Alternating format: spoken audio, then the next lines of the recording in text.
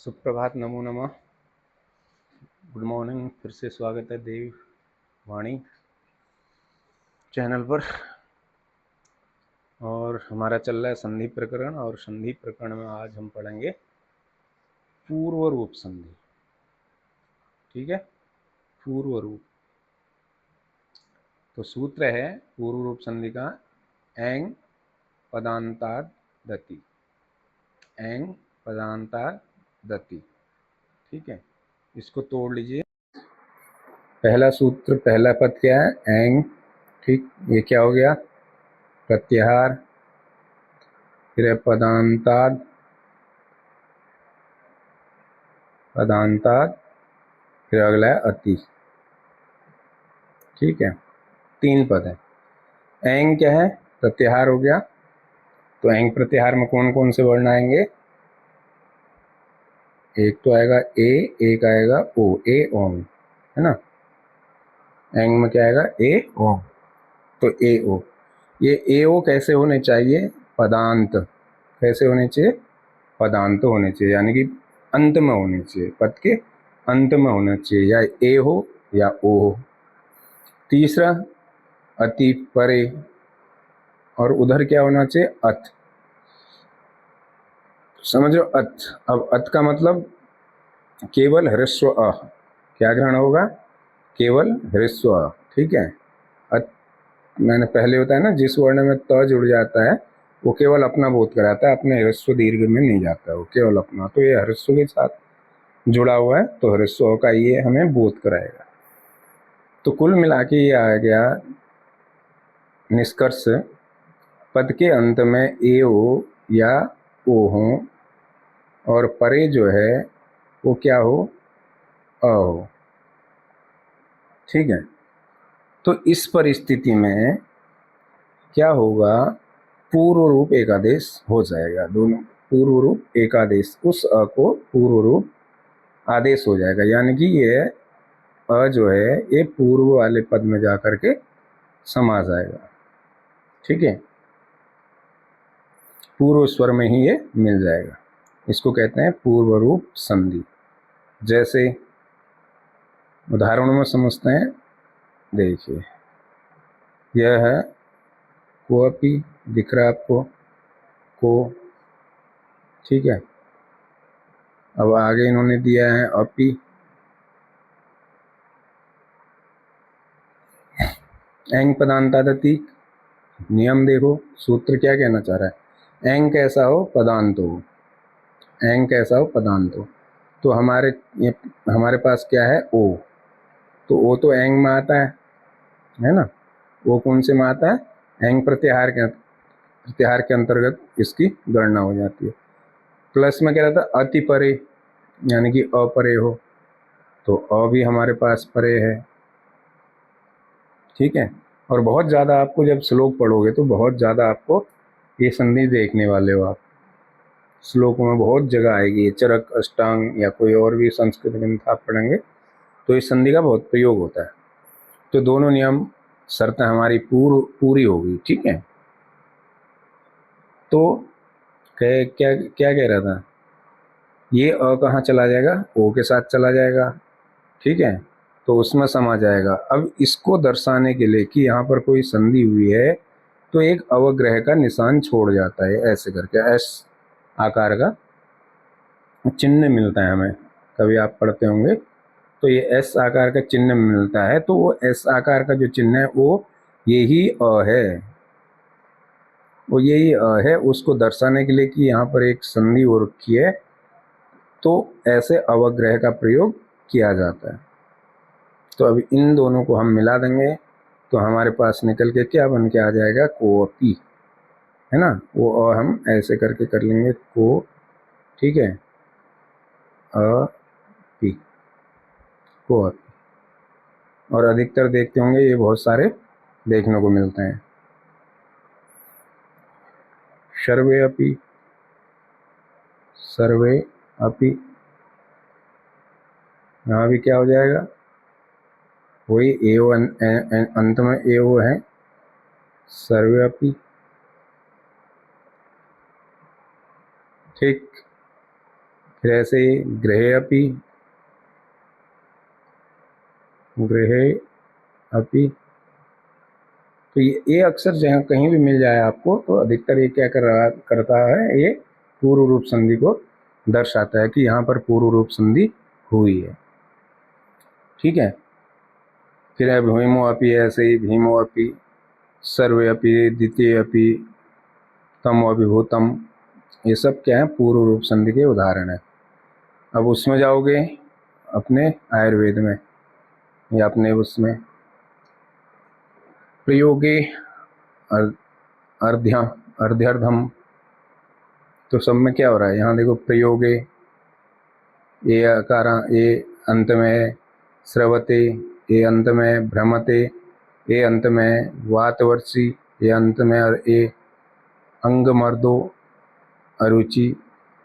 कहने का मतलब समझे आप, ए ओ, ये दो वर्ण तो अंत में हो, कहाँ पर हो, अंत में, ठीक हो, अंत में तो हो ए ओ, और जो है आगे क्या आए उसके, अवर्ण आए, अ, तो संधि कौन सी निकल आएगी, पूर्व रूप। ठीक है, इतना सा है, छोटी सी संधि है। कौन सी संधि हो जाएगी, पूर्व रूप। पूर्व रूप दो ही अक्षरों के साथ होगी, या तो ए के साथ होगी या ओ के साथ होगी। ए और ओ के बाद यदि अ आता है तो पूर्व रूप हो जाता है, अ को पूर्व रूप हो जाता है, यानी कि वो अ जो है वो पूर्व पदांत का जो स्वर है ए या ओ उसमें ही समाहित हो जाएगा। बस अपना निशान छोड़ने के लिए अवग्रह का चिन्ह हम लगा देंगे। समझ में आ गई, आगे चलें। ठीक है, सूत्र क्या था, एंग पदांता दति, बस। ठीक है, चलिए अगली संधि देखते हैं, इसकी जुड़वा भाई इसका, ये पररूप, ये कौन सी संधि है, पररूप। ठीक है, इन्हें भी एक साथ ही कर लेना, पूर्व रूप पर रूप। सूत्र है एंगी पर रूपम, बस इतना, इसमें अंतर क्या हो जाएगा थोड़ा,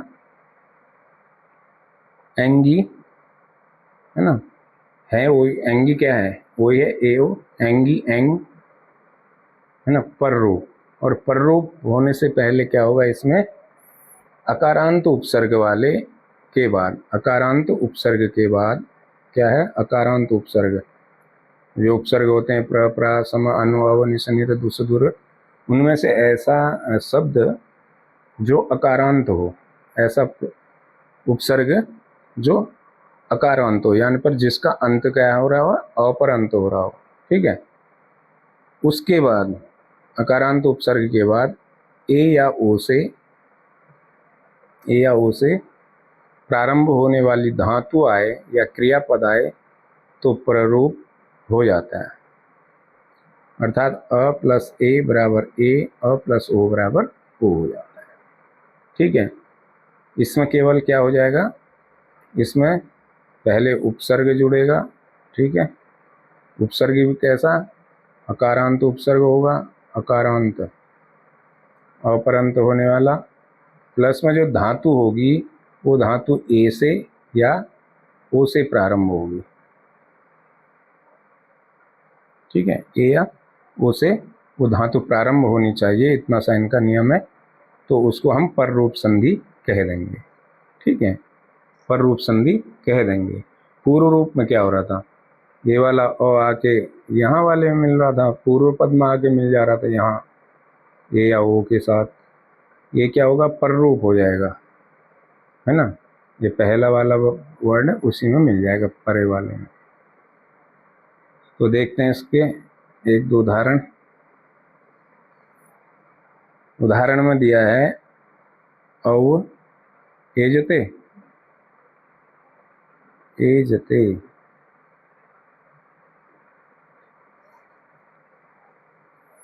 अव एजते। अब ये जो अव शब्द है ये वो पर अंत हो रहा है इसमें, वो के एंड में क्या आया निकल के, अ आया है, वो में अ छुपा है, इसमें तो यही तो छुपा है, वो में अ है, तो क्या हो रहा है इसमें अंत में वो में अ है, तो अकारांत। ये क्या है, ये हमारा उपसर्ग है। क्या है, ये हमारा उपसर्ग है। तो उपसर्ग अ के बाद एजते जो धातु है ये किससे शुरू हो रही है, ए से शुरू हो रही है। ठीक है, ए से शुरू हो रही है, तो इसको क्या हो जाएगा, पररूप हो जाएगा। एक व जो है ए में जाके मिल जाएगा, तो औ का व जो है, ठीक, ये ए क्या कर लेगा, ये व का अ जो है ए में मिल जाएगा, तो ए जते बचा अवे जते, ऐसे बन जाए। ठीक है, एक और इसका है ये प्र ए जते, तो इसका भी प्र जो र, प्र जो है जो उपसर्ग है, ये उपसर्ग अकारांत उपसर्ग है, प्र लास्ट में अ है। ठीक, तो प्र में अ होने के कारण उसके आगे फिर ए से शुरू होने वाली धातु आ गई, तो ये भी क्या बन जाएगा, प्रेजते। क्या बन जाएगा, प्रेजते, बन गई, पर रूप हो गया इसको भी। ठीक है, एक है उप, उप ओषति, उप ओषति, यहाँ पर अकारांत है, प क्या है, अकारांत है। ठीक है, ओ से शुरू होने वाली धातु मिल रही है, बस नियम यही है, ए और ओ से शुरू होनी चाहिए धातु, प्लस में ओ हमें मिल रहा है, तो इसको भी मिला के जब बनाएंगे हम तो बन जाएगा उपोषति, उपोषति। ठीक, अव एजते, उप एजते, प्रेषते, प्रेषते, प्रएजते, प्रेजते, उप ओषधि, उपोषधि, ये सारे रूप ऐसे ही बन जाएंगे। ठीक है, पूर्व रूप संधि और पर रूप संधि। ठीक, पूर्व और पर। अब लास्ट में है, एक और पढ़ लेते हैं, इसको क्या छोड़ें, प्रकृति भाव। क्या है, प्रकृति भाव। ठीक है, इसका सूत्र हमने संज्ञा प्रकरण में भी पढ़ा, तो सूत्र इसका क्या कह रहा है, सूत्र इसका कहता है कि ईदुद्वे द्विवचनम प्रगृह्य। सूत्र आप हमेशा पुस्तक में देखते रहा करो, यहाँ आगे पीछे हो जाएंगे, उसमें से ढूंढ के उसमें नियम लगाया करो। तो सूत्र है ईदुदे द्विवचनम प्रगृह्यम। ठीक है, ईदुदे द्विवचनम प्रगृह्यम, तो एक तो बड़ा ई, फिर दूसरा बड़ा ऊ, तीसरा एत का ए, फिर क्या कह रहा है, द्विवचनम, कैसे वचन में होने चाहिए, द्विवचनांत होने चाहिए, द्विवचनांत, यानी कि ये सब जितने भी मैंने तीन वर्ड लिखे हैं, ये एक वचन में नहीं होने चाहिए, बहुवचन में नहीं, केवल द्विवचनांत होने पर। और आगे भी यदि कोई, अब इनके बाद कोई यदि स्वर आता है, क्या आता है, कोई स्वर आता है, तो यहाँ पर एक संधि हो जाएगी जिसको प्रकृति भाव कहेंगे। क्या कहेंगे, प्रकृति भाव। प्रकृति भाव का मतलब संधि कार्य नहीं होगा,